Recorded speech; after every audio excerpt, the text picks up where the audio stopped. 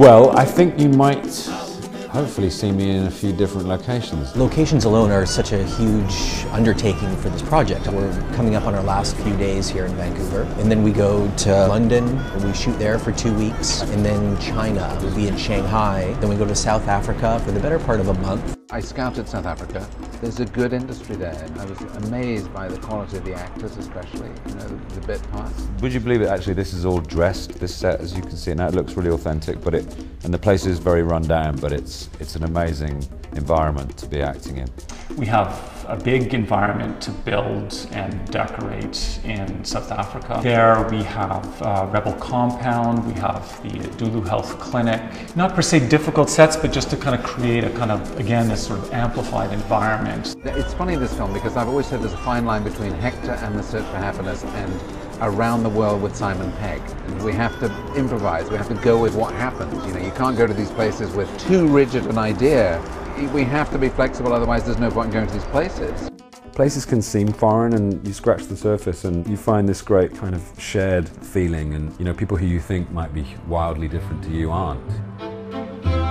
Our composer is a Canadian musician named Dan Mangan. When I was offered to work on this film, and even the title, my first thought was, have you listened to any of my music? Because it's pretty melancholy. It's almost less about whether it has a upbeat tempo or something like that, and more just about what is it conveying? What is the intention behind the music?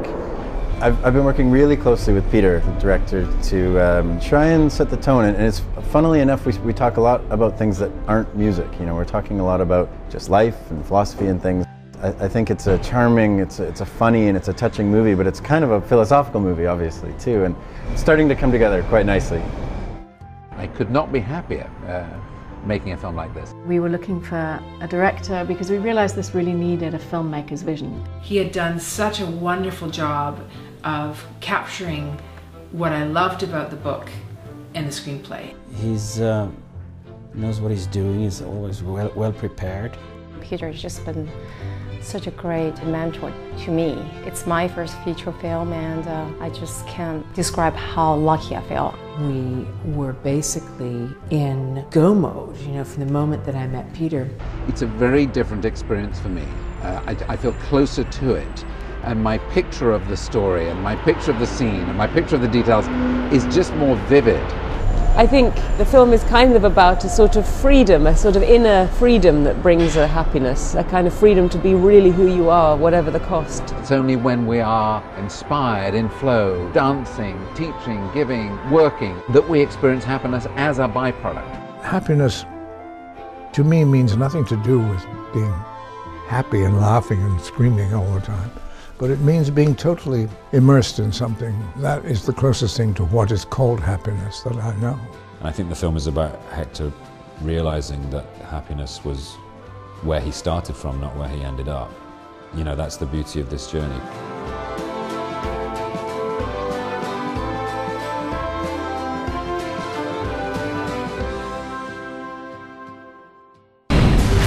《全球畅销小说改编》。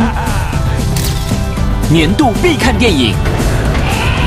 We should concern ourselves not so much with the pursuit of happiness, with the happiness. 6月26，寻找快乐的15种方法。